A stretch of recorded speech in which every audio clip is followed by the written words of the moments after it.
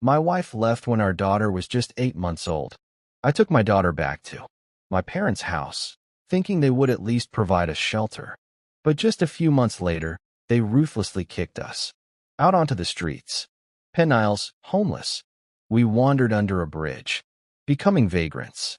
I thought my life had hit rock bottom until that night. In the biting cold wind, an old man in an expensive suit appeared before me and said, "I am your grandfather." I froze, stunned because my whole life I had believed he was long dead. And what happened next changed everything. I am Ronald Holt, 31 years old, a factory worker living in a small industrial town in Indiana. My life was never easy, but I never imagined it would collapse so quickly. Just a few months ago, I had a home, however modest, however hard-earned. I had Melissa, the woman I loved, and Cameron, our little daughter, who was my entire world. But now, all of that is just a memory, fading like smoke in the wind. Every morning, I woke up at 5 a.m. before the dawn could even break through the gray rooftops of the town. I dragged myself out of bed, my shoulders aching from the previous day's work at the steel factory. The roar of machinery, the acrid smell of burning metal, the sweat rolling down my forehead. That was my life day in and day out. But I didn't complain.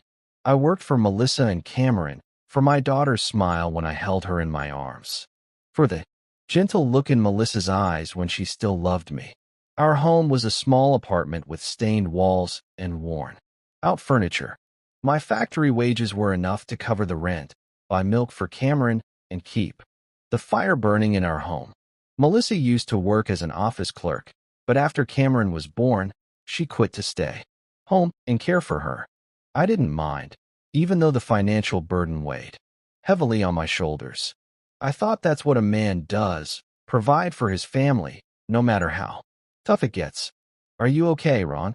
Melissa asked me one evening as I slumped into a chair, my hands still grimy with the smell of machine oil.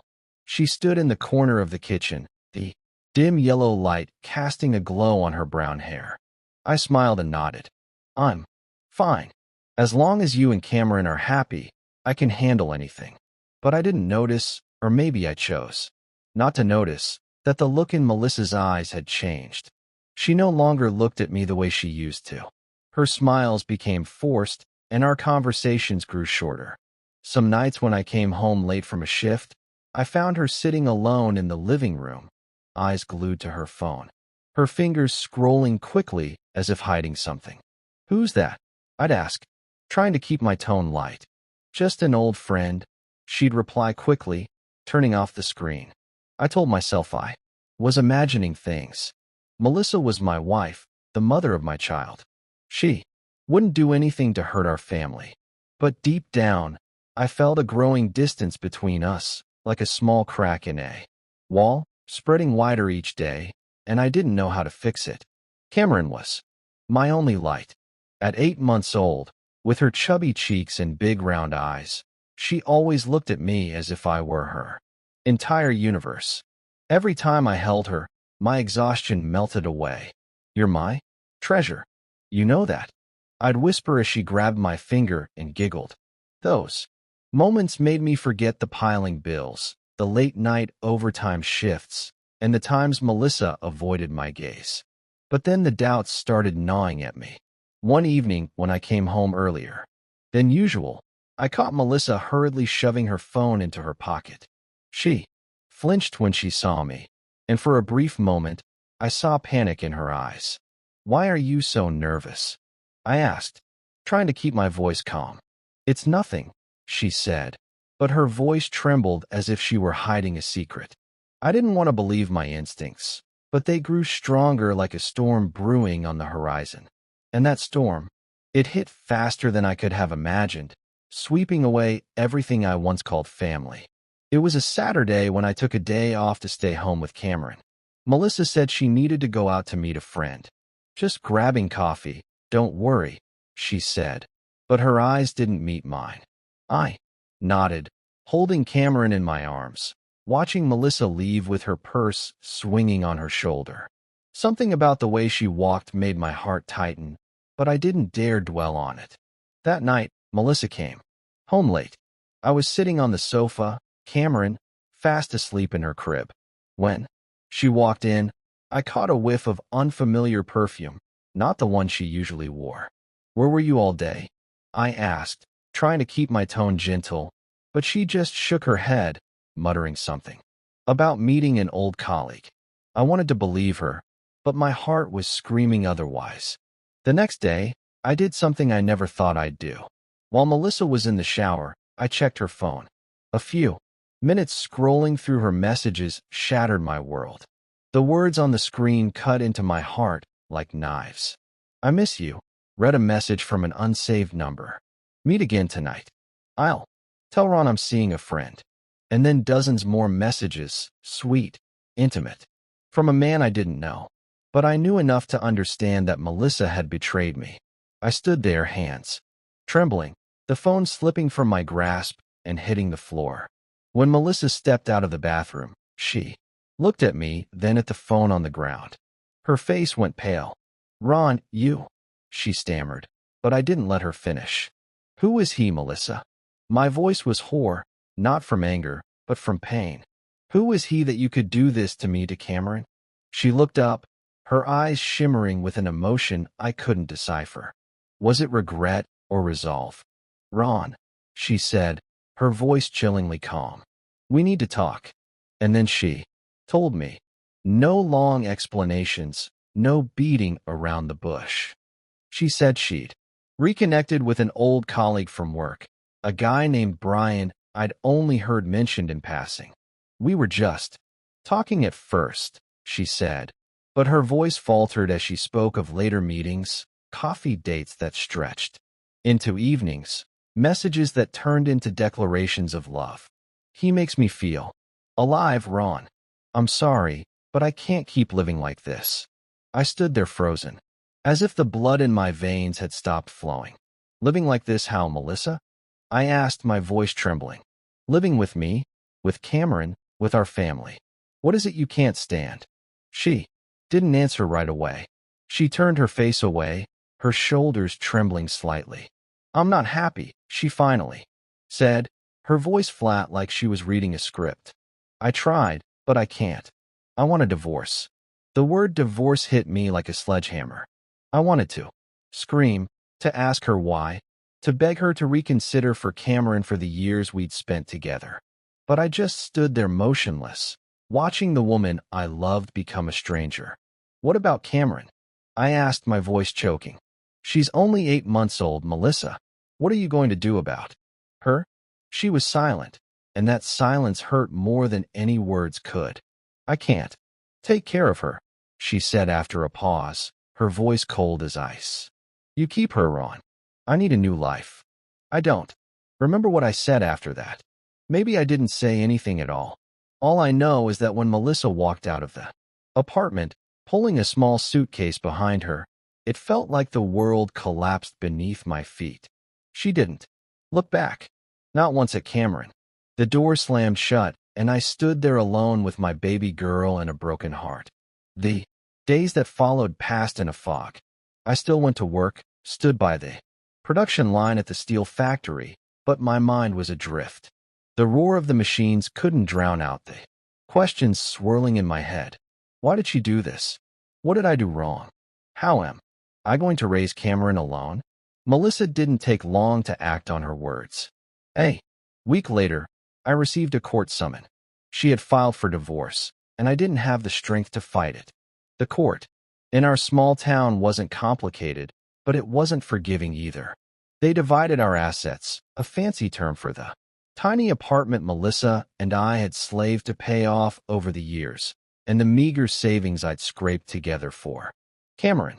That apartment, though run down, was everything I'd been proud of. A home I'd built with sweat and late-night shifts at the factory.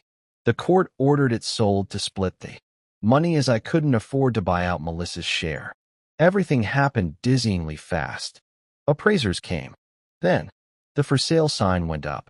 I stood watching the apartment where Cameron was born, where I thought we'd have a forever home. sold off for a pittance.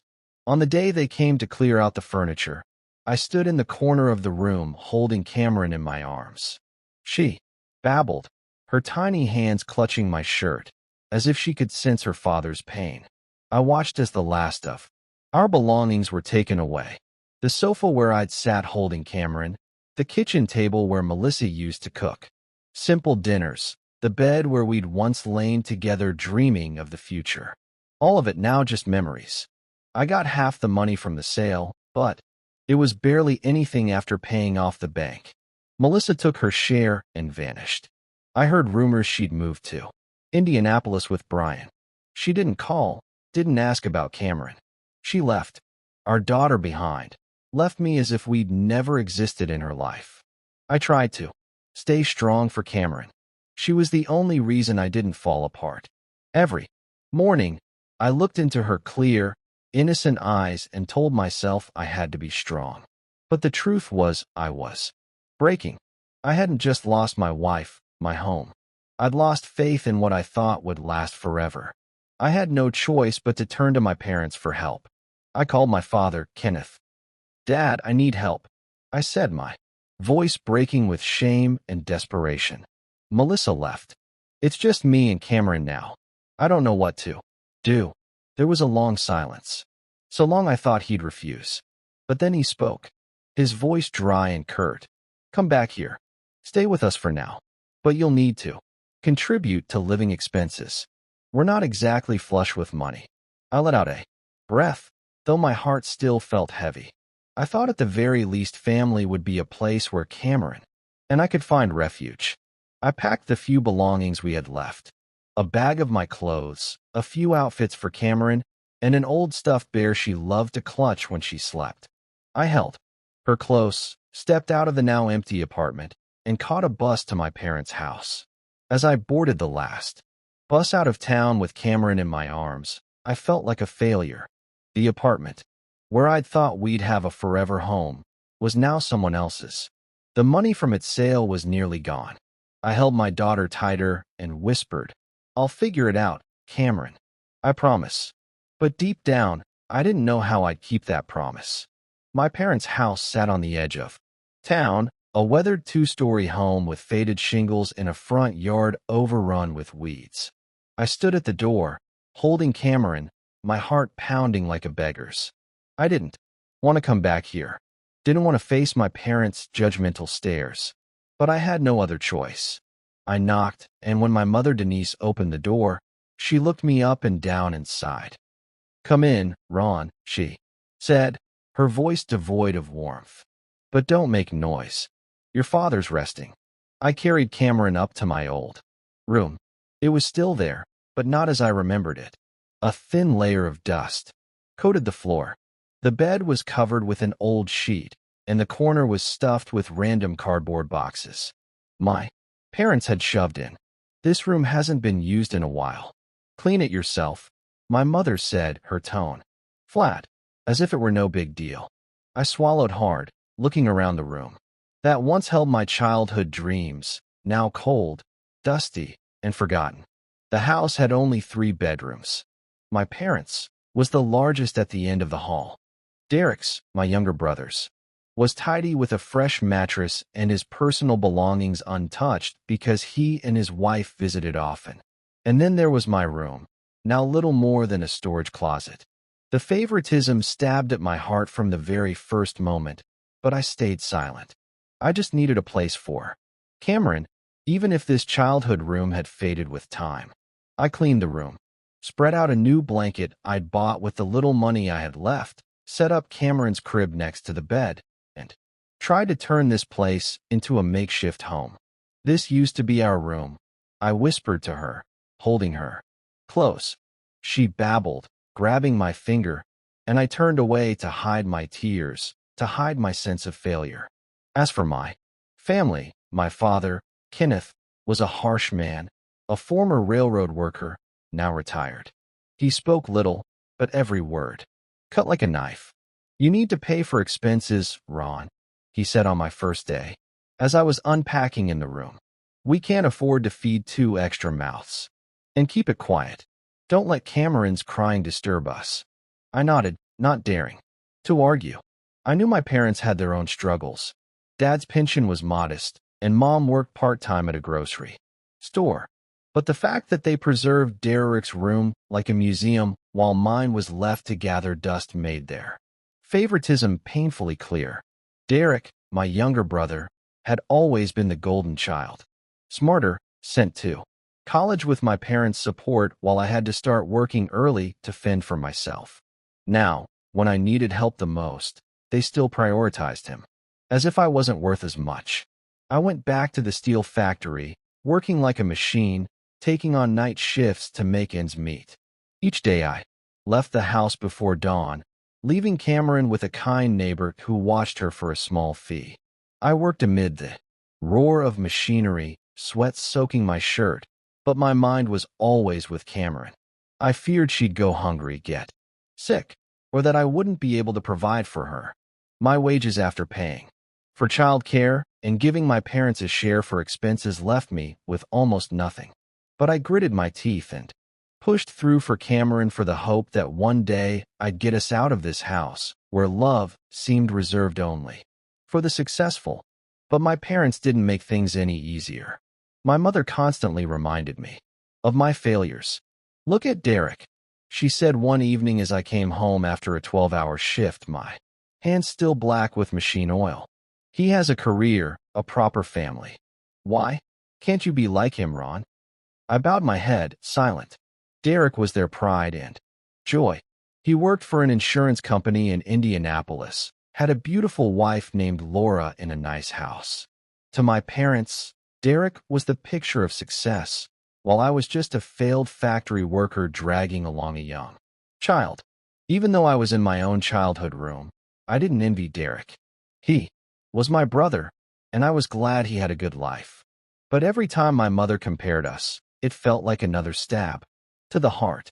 I wanted to scream that I was trying my best, that I didn't choose to be abandoned by my wife, to lose my home, to come back here like a loser with my daughter in tow. But I stayed quiet, holding Cameron close and whispering, "I'll make it, kid." My childhood room, with its faded memories on the walls, became the place where I silently swallowed my pain, where I held my daughter each night and prayed for a way out. Things got worse when Laura, Derek's wife, gave birth to twins. The two babies, a boy and a girl, arrived like a whirlwind, drawing all my parents' attention. Suddenly, the house was filled with laughter and chatter. My parents bought toys, diapers, and cute clothes for Derek's kids. Every weekend, Derek and Laura brought the twins over, and the house buzzed like a happy family, except for me and Cameron.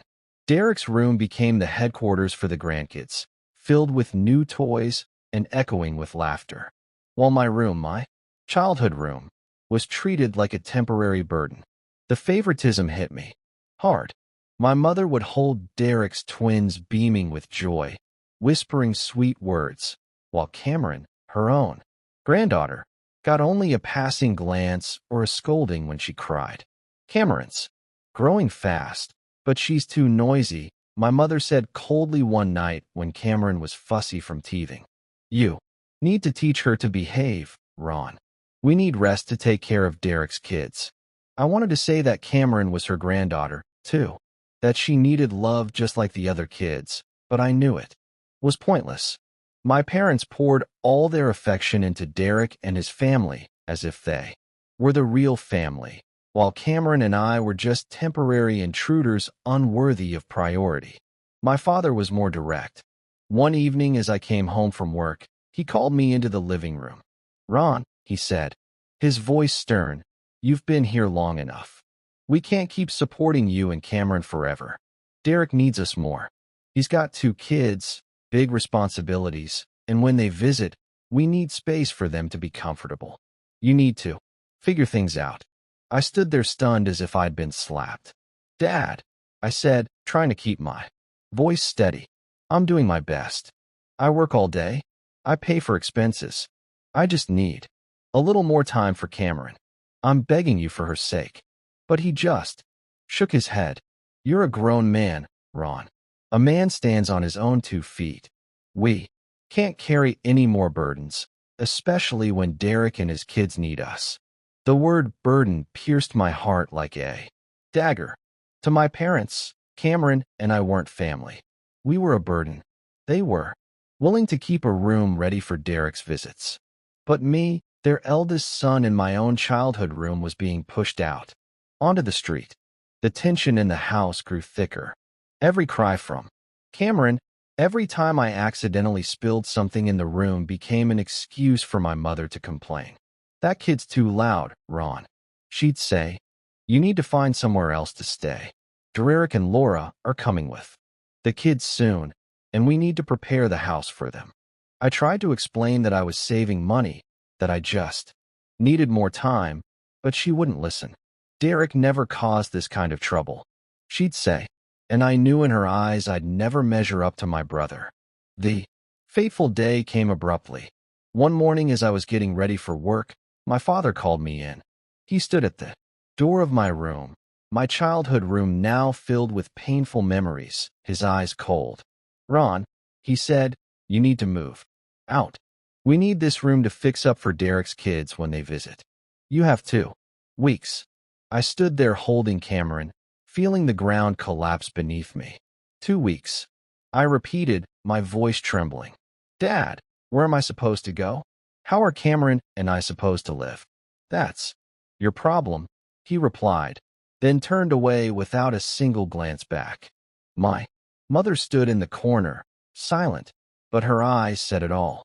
She agreed with him, and I, her eldest son, no longer had a place in this house. I went back to the room, sat on the bed, and held Cameron close. She babbled, clutching my shirt as if sensing her father's pain. I looked around my childhood room, its walls once witnesses to my dreams, now just a place of temporary humiliation.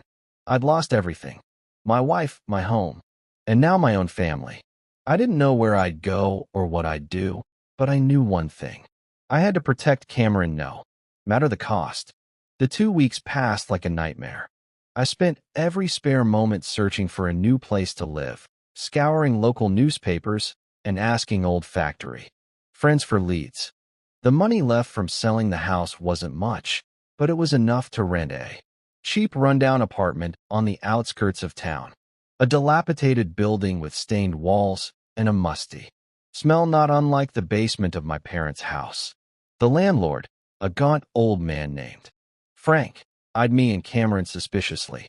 "No noise and pay on time," he said, his voice raspy from smoking. I nodded, signing the lease with trembling hands, and moved in with our few belongings: a foldable bed from my parents' house, Cameron's crib, and a small gas stove I bought at a second-hand market. The apartment was a single room, with a shared bathroom in the hallway, but at least it was ours for now. I thought I could make it work. My factory wages were steady, though tight. I'd work harder, save every penny for rent, Cameron's milk, and simple food like cold-cut sandwiches. "We'll be okay, kid," I whispered to Cameron each night as she slept soundly in her crib. But reality was harsher than I'd imagined. Living costs here were higher than expected. Utilities, gas, and small expenses like diapers for Cameron. My savings dwindled like water slipping through my fingers. I cut back on everything, ate less, turned off the lights early, but it still wasn't enough. By the end of each month, I stared at piling bills, my heart tightening with worry. The biggest problem was Cameron. She was almost a year old now, active and needing constant care. Back at my parents' house, I could leave her with a kind neighbor for a small fee. In this new place, I didn't know anyone I could trust. The nearest daycare charged double my weekly wage. Not enough money, I muttered, staring at a flyer taped to a lamppost. I couldn't leave her alone. She was too small, too fragile. So, I made a desperate choice. I'd bring Cameron to work with me. It was a last resort, but I had no other option. That morning, I carried her to the steel factory, tucked in an old backpack. The roar of machinery and the acrid smell of burning metal were no place for a child. I hid Cameron in a corner of the break room inside a cardboard box lined with a blanket, hoping she'd stay quiet. "Daddy's going to work. Be good, okay?" I whispered, my heart pounding with fear of getting caught. My coworkers gave me odd looks but said nothing, maybe out of pity. I worked like a madman, darting between the production line and the break room to check on her, feeding her milk when she fussed. But I couldn't hide her forever. Cameron started crying, her wails cutting through the noise of the machines. The foreman, a burly man named Mike with a perpetually sour face, called me into his office. "Ron, are you out of your mind?" he bellowed, pointing at Cameron, crying in my arms. "This is a factory, not a daycare. I've already warned you about your slipping performance." I bowed my head, my voice shaking. "I'm sorry, boss, but I have no one to watch her. My wife left. My family won't help. Just this once, I promise all." But Mike shook his head, his face red. "No, just this once, you're fired. Grab your stuff and get out." I stood there frozen as if the world had collapsed. The job, the only thing keeping me afloat, was gone. I left the factory, with Cameron in my arms, tears streaming down my face mixing with sweat. "I'm sorry, kid," I whispered, but she just looked at me with innocent eyes, unaware of it all. Losing my job was a death blow. I wandered the town, applying everywhere: grocery stores, auto shops, even fast food joints. But my resume wasn't impressive. Just a 31-year-old factory worker with no degree, now burdened with a young child. "We need full-time workers with no distractions," one manager said, glancing at Cameron in my arms. "Sorry, but no." I tried place after place, but the answer was always the same: rejection. Each door that shut made me feel smaller, more useless. The meager unemployment benefits barely lasted a few weeks, but the bills kept coming. I used up my savings to pay rent, but eventually I couldn't keep up. One rainy afternoon, Frank, the landlord, knocked on my door. "Ron, you're 2 months behind," he said coldly without a shred of sympathy. "Move out. I need to rent to someone else." I begged. "Mr. Frank, please give me more time. I'm looking for work. I'll pay." But he shook his head and walked away.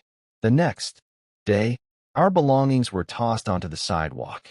I stood in the rain, holding Cameron under my worn-out jacket, watching the apartment, the last place we called home, locked shut. There was nowhere left to go. I called my parents one last time, my voice breaking with desperation. "Dad, please. I just need a place to stay." Cameron soaked. "I don't know what to do." But my father's voice was dry. Over the phone. "Ron, we can't. Derek and Laura are coming with the twins. We have to take care of them. Figure it out, son." The call ended and my world went dark. They refused because of Derek. Always Derek. I held Cameron wandering in the rain. My heart shattered. We were officially homeless. That first night, we took shelter under a highway bridge where other drifters gathered. Rain pattered overhead and the wind cut through like ice. I wrapped Cameron in an old blanket, holding her close to keep her warm. She cried from hunger, from cold, and all I could do was whisper, "Daddy's here, kid." The next morning, I went to the local church where they handed out free food. A kind old woman gave me a box of milk and bread, her eyes full of pity. "Take this, son. God will watch over you and your girl." I took it, tears streaming down, feeling a flicker of warmth from a stranger for the first time. Under the bridge, we survived day to day. I learned to get food from soup kitchens where other homeless people shared their stories. Lost jobs, lost homes, lost everything. Just like me. They didn't judge, didn't play favorites. An old man named Joe, a former mechanic, gave me an old tent and taught me how to start a fire for warmth. "Down here, everyone's struggling, but we help each other," he said, clapping my shoulder. A woman named Maria, also raising a young child, gave Cameron some hand-me-down clothes, and watched her when I went job hunting. They, people at the bottom of society, showed me more humanity than my own. Family. Unlike my parents, they shared without expecting anything, listened without comparing. Under the bridge in those freezing nights, I learned that true kindness comes from the most unexpected places. Cameron, though young, seemed to feel it too. She smiled more when playing with the other kids under the bridge. But this life wasn't easy. Every night, I lay awake worrying about the future. Cameron started getting sick from the cold, and I had to beg at a free clinic for a doctor to see her. She'll be okay, but she needs a warmer place, they said. I nodded, but I knew we had nowhere to go. I kept looking for work, but with my ragged clothes and the smell of campfire smoke clinging to me, no one would hire me. I struggled, went hungry, but for Cameron, I didn't give up. She was my only light, the reason I kept breathing, kept fighting. Then one evening, a storm rolled in. Rain poured down in sheets, and fierce winds shook the tent. Water seeped through the ground, soaking the blankets. I huddled with Cameron in a corner, using my jacket to shield her, but droplets still fell on us. She wailed, her cries blending with the booming thunder. "Shoo, it's okay. Daddy's here," I soothed, my heart pounding with worry. Joe and Maria had gone to find shelter elsewhere, leaving us alone under the dark bridge.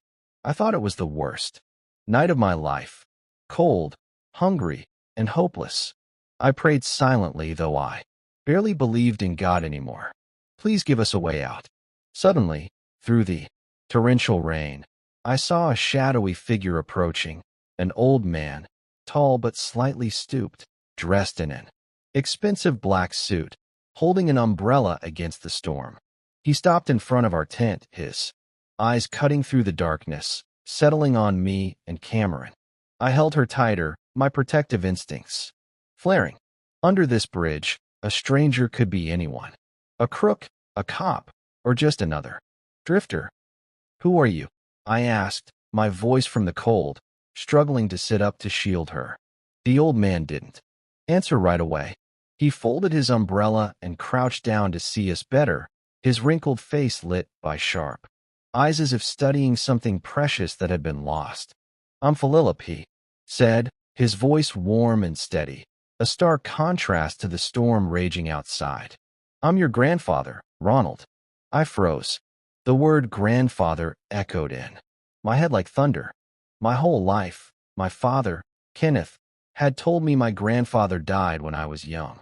A car accident, he'd said, and we never spoke of it again. No photos, no mentotos, just a void in our family story. What? What did you say?" I stammered, my voice trembling. "My grandfather's dead.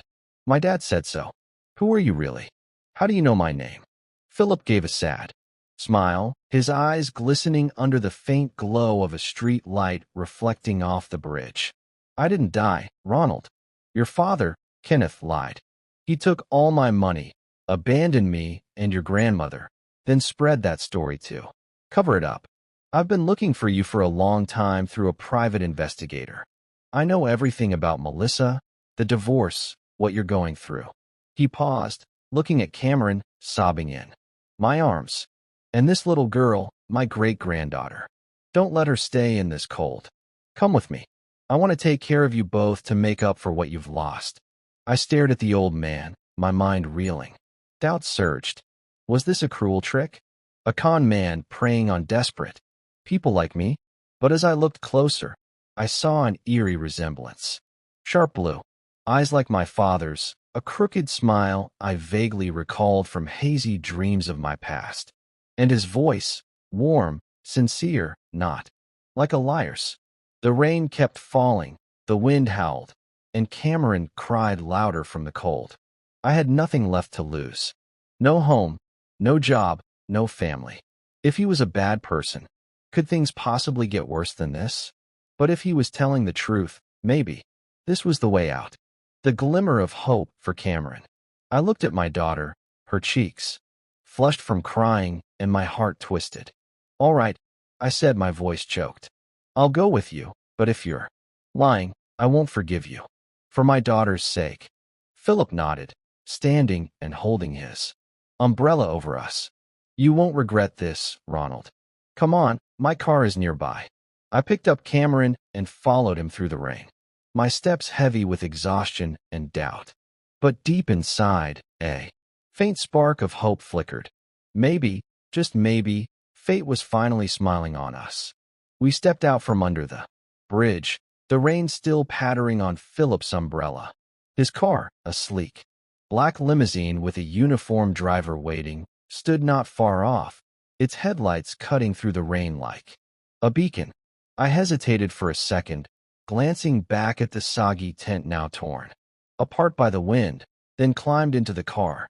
Inside, it was warm, the leather seat soft, and a child's car seat was already installed.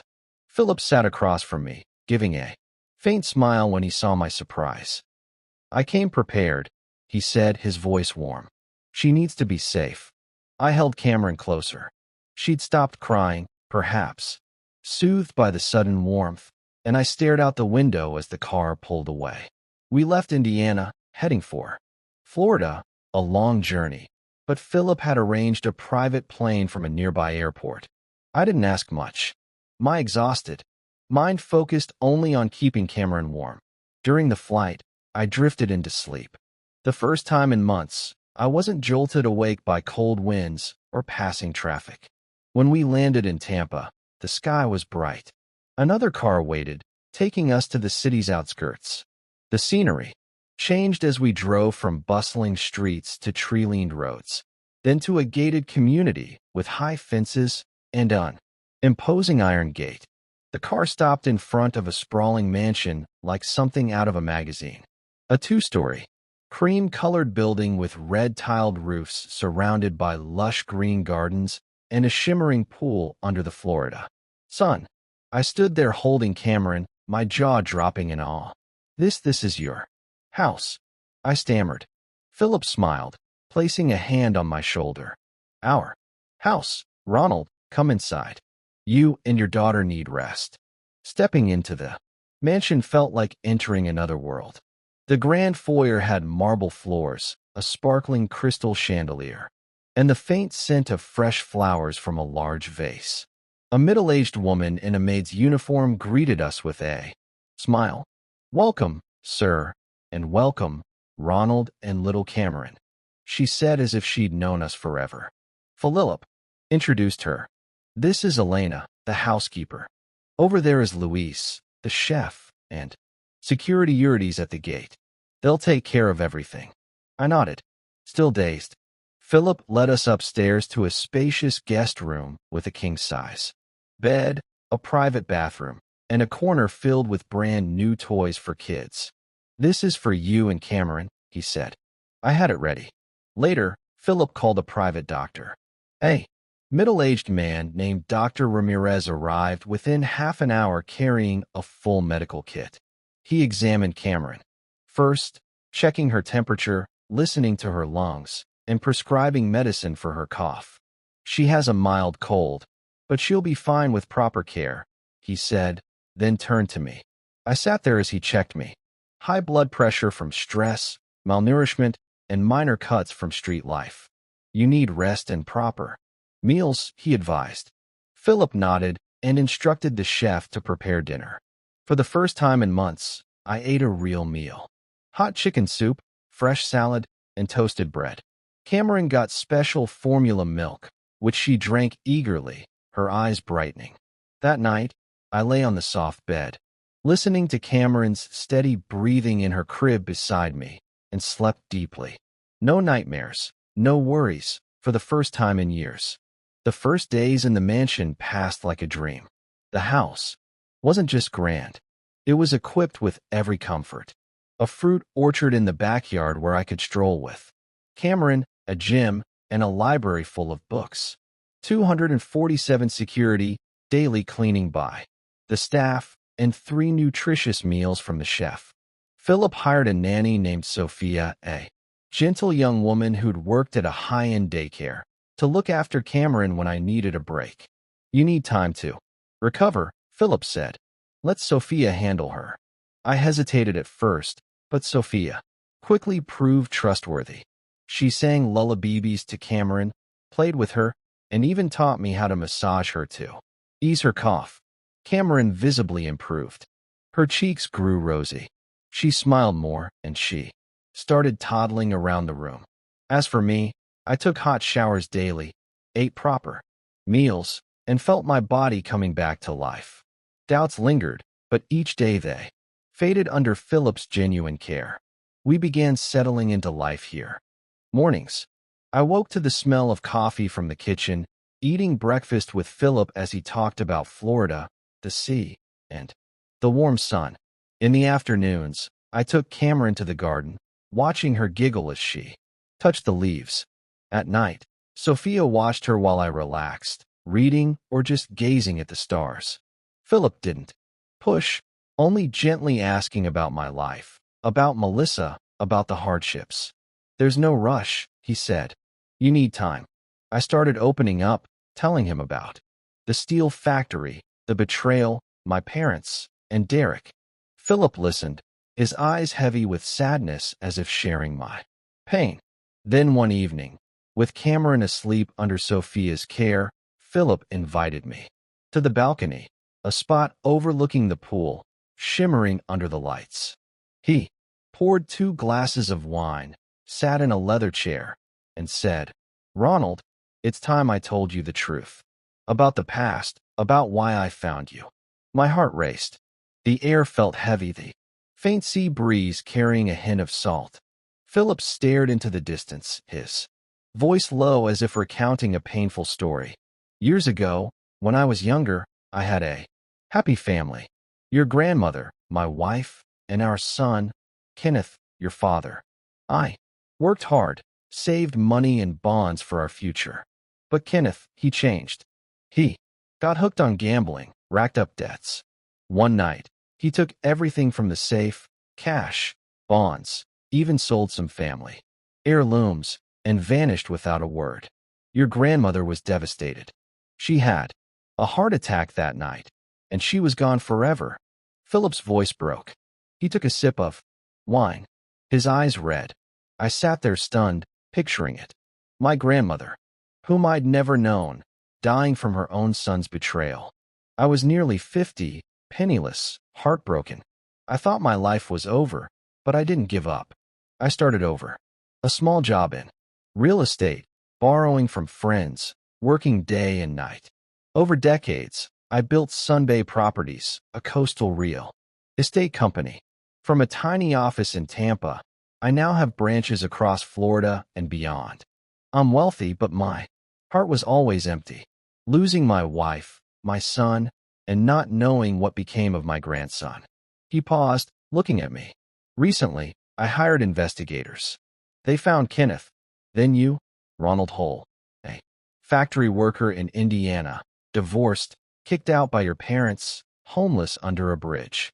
I couldn't sit by. I had to find you to make up for what you've suffered because of Kenneth's mistakes. I sat there reeling as if struck by lightning. The truth lay bare. My father, Kenneth, wasn't a victim of fate, but a thief, a betrayer who caused my grandmother's death. My grandfather, whom I thought was dead, sat here, wealthy and full of regret. I was grateful he'd saved us from hell, but also anguished by my parents' lies. Why did my dad do it? I asked, my voice choked. Philip shook his head. He was weak, Ronald. But you're different. You're strong like I was. We sat in silence for a long time, the sea breeze whispering like a comfort. I looked at the pool, my heart a storm of emotions, but also relieved. At last, I had a real family, a real home for Cameron.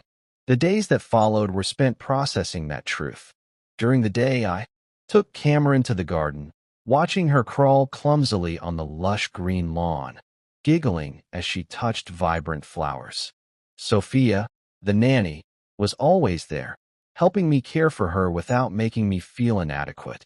But at night, when the mansion fell silent, memories crashed over me like waves. I thought about my parents, about Growing up in that old house in Indiana, where Dad always spoke of my late grandfather with feigned regret. Now I understood why he rarely talked about the past, why Mom dodged my questions about Grandma. They'd built a lie to hide their guilt, and I, their eldest son, had lived in its shadow without knowing. I was angry but also sad. Sad. For my grandmother, for Philip, and for myself. I called my parents once, but they didn't pick up. Maybe they thought I was calling to bother them or beg. I didn't. Call again. I had Philip now and Cameron. That was enough. Philip didn't push me to do anything right away. He gave me time to heal, but he also subtly hinted at the future. One morning as we ate breakfast on the patio, toast, fresh fruit, and steaming coffee, he looked at me and said, "Ronald, have you rested enough? Sunbay Properties could use someone like you. Start small, a sales position. No special treatment, just a chance to learn." I was taken aback, staring at him. "Grandpa, I'm just a factory worker. I don't know anything about real estate." Philip smiled, patting my shoulder. "You know about life, Ronald. That's something no school can teach. Give it a try. For Cameron, she needs a steady father." I hesitated, but agreed. I didn't want to live off his generosity forever. On my first day at the company, I wore a suit Philip bought me, feeling like I was in someone else's clothes. Sunbay Properties was in downtown Tampa, a modern glass building with a gleaming logo under the sun. The office buzzed with activity, employees on phones and computers. Philip introduced me to the team but didn't highlight our connection, only saying I was a new hire. "Learn, Ronald," he whispered, before leaving me to fend for myself. My role was modest, sitting at a small desk, calling potential clients, pitching coastal properties. A coworker, a guy named Kyle, guided me. "Just be genuine. Don't push clients like that." The first weeks were tough. I was used to manual labor at the factory, the roar of machines, and sweating through my shirt. Now I had to learn to persuade, read contracts, and handle numbers. Some calls ended abruptly with clients snapping, "Not interested. Goodbye." I came home exhausted, but didn't quit. I remembered the days under the bridge, Cameron crying from cold. That was my drive. I studied hard, reading real estate books Philip left in the home library, asking Kyle about sales techniques, and observing meetings. My honesty became an asset. Clients sensed sincerity when I explained the practical benefits of a beachfront home. No exaggeration. Slowly, I proved myself. A month later, I closed my first deal. A middle-aged couple bought a small condo in Clearwater. They said, "You explain things clearly, not like other salespeople." Kyle slapped my shoulder. "Nice work, Ron. You've got a knack for this."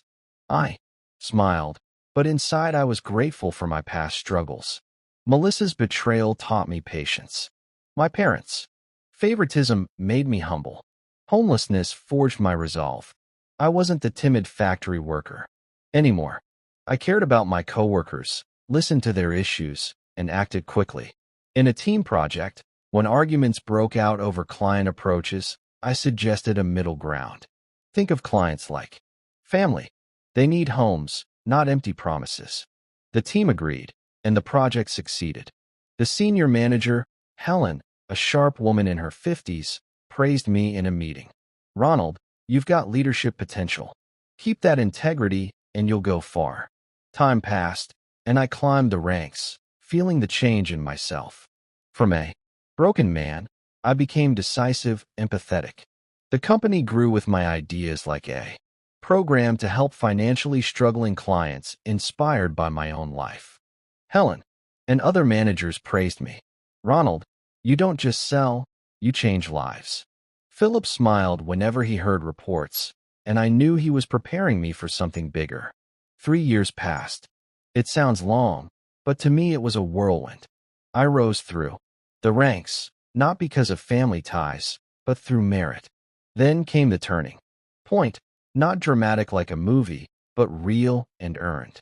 In a boardroom meeting, Philip stood his voice resonating in the glass-walled room. I've watched Ronald for 3 years. No privileges, no favoritism. He started at the bottom and rose through ability, increasing revenue by 150%, expanding 4 branches, and building a company culture based on trust. The managers clapped.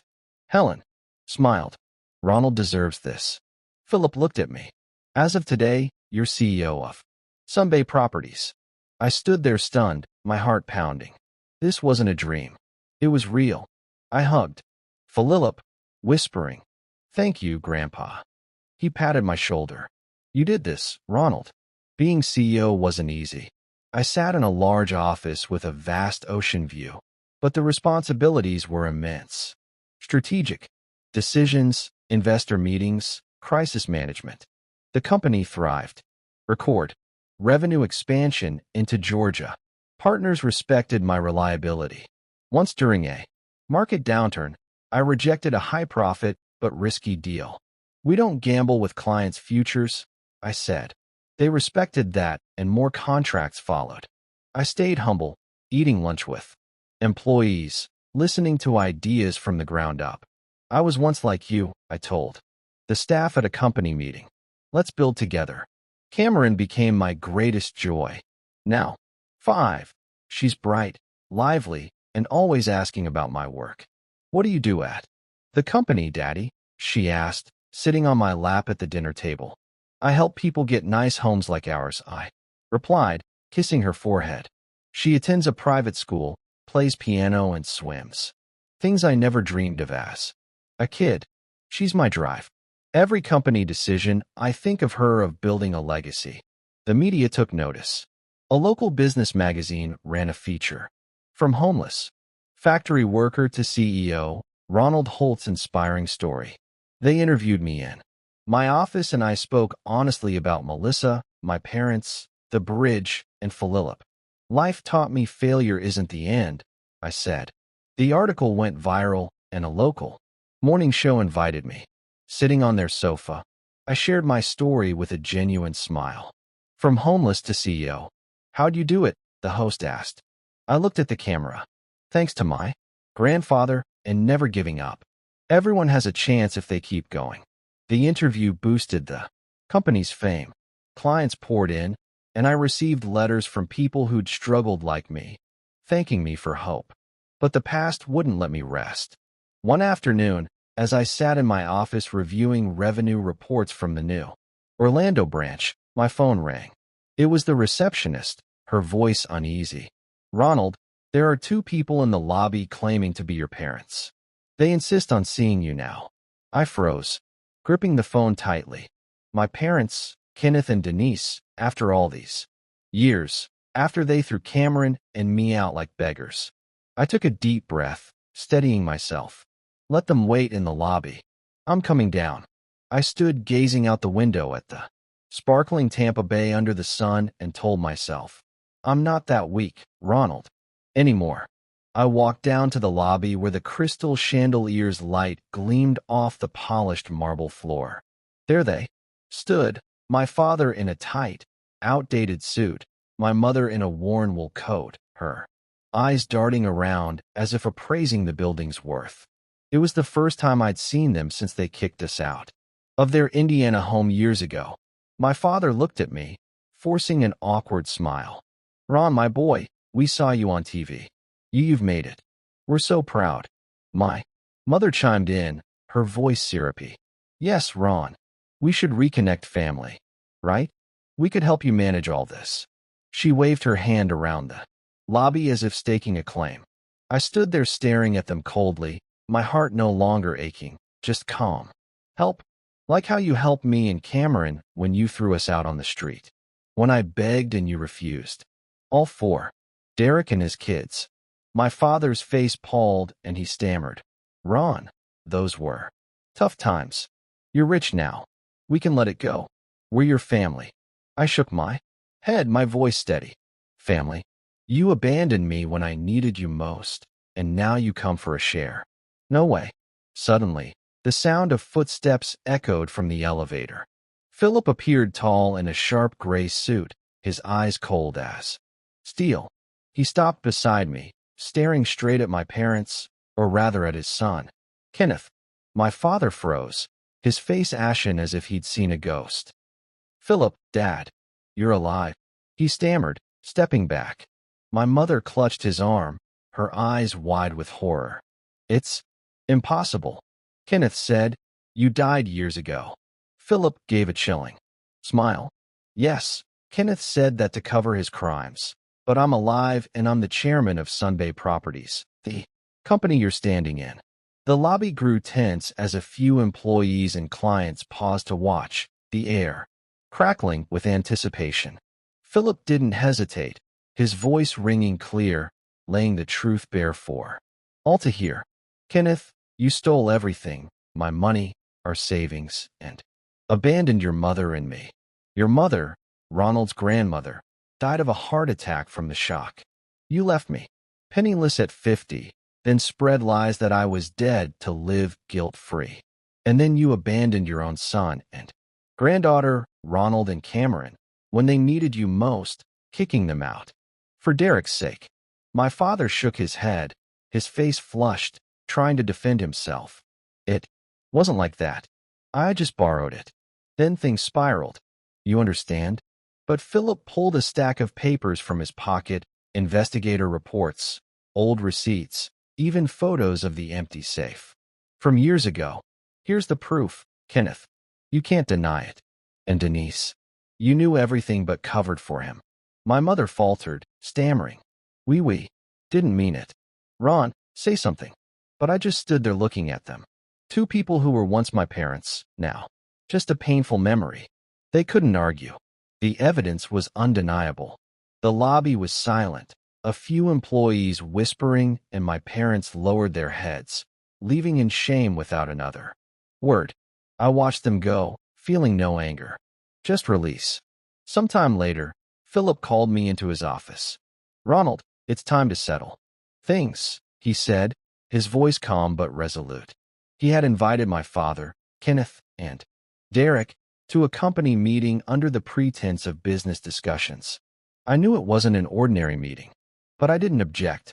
The day arrived, and Sunbay Properties' grand conference hall was packed with employees and senior managers. My father and Derek walked in, Derek in a flashy suit, exuding confidence as if he were there to claim a share, while my father kept his head down, avoiding eye contact. They sat in the front row, Derek whispering to Dad. Guess Ron's ready to share the success. Philip took the stage, his voice booming through the microphone. Today I'm announcing my official will. I'm 80 years old and Sunbay Properties needs a worthy successor. The room fell silent, all eyes on him. He looked at me and smiled. Ronald Holt will inherit the majority of my estate and full control of the company. Not because of blood, but because he's proven his character and ability. From a sales associate to CEO, building this company stronger with integrity and hard work. The hall erupted in applause. Helen and my colleagues cheered. I stood, hugging Philip. My voice choked. Thank you, Grandpa. My father and Derek were cut out. Entirely. Not a cent, not a share. Derek's face palled, and he shot to his feet. How can this be? I'm your grandson, too. My father, trembling, pleaded in front of everyone. Philip, Dad, please forgive me. Ron, talk to him. We're family. The room went quiet, all eyes on the scene. I stepped onto the stage, looking straight into my father's eyes. The man who once threw me and Cameron out. My voice was cold but steady. The day you kicked me and Cameron out, I lost my father. The only person I respect now is my grandfather. My father sank into his chair, his face ashen. Derek, flushed with embarrassment, pulled him up, and they left in silence under the whispering gazes of the staff, departing in shame with no further excuses. I watched them go, my heart at peace. The past was finally closed. After that meeting, everything became clearer than ever. I returned to the mansion, holding Cameron close, her warmth a reminder that life still held beauty. Philip patted my shoulder, his voice warm. You've done well, Ronald. Now it's time to live for the future. We ate dinner together, a true family meal, with Cameron's laughter echoing through the spacious room. She was growing up, her eyes bright and her smile radiant. No trace of those cold days under the bridge. I told her about her great-grandfather, about lessons from the past, and she listened, even if she didn't fully understand. One evening, when things had settled, I took Cameron to the company building's balcony, the highest point in Tampa, with a sweeping view of the city's twinkling lights under the night sky. The cool sea breeze carried the scent of salt and freedom. I held her in my arms, pointing out the towering buildings and bustling streets below. "Look, kid, that's our world," I whispered. Cameron giggled, waving as if greeting the lights. In that moment, I realized I'd come full circle, from the depths of despair, clutching my daughter under the rain, to this pinnacle of honor, standing tall as a man. I reflected on what I'd endured: Melissa's betrayal, my parents, and Derek's coldness, the homeless nights under the bridge, and Philip's redemption. They were no longer wounds. They were lessons, the foundation of what I'd achieved: a thriving company, a loving home, and a heart capable of love. I'm both a successful CEO leading Sunbay Properties to record revenues and relentless expansion, and a devoted father, spending every weekend with Cameron, taking her to the beach, teaching her to swim, and telling her stories of the kind people under the bridge. She's growing up in a new family filled with love. Philip as a gentle great-grandfather, Sophia as a caring aunt figure, and me, her dad, always there to protect her. We're no longer alone. The mansion is now alive with laughter, shared meals, and new memories. But deep down, I've learned a profound truth. Blood doesn't always make a family. My biological parents, despite sharing my blood, abandoned me when I needed the most. Yet, Philip, betrayed by his own son, came back to make amends. It's love, responsibility, and integrity that create a true legacy. The one I'll pass on to Cameron, so she grows up valuing those who truly stand by her.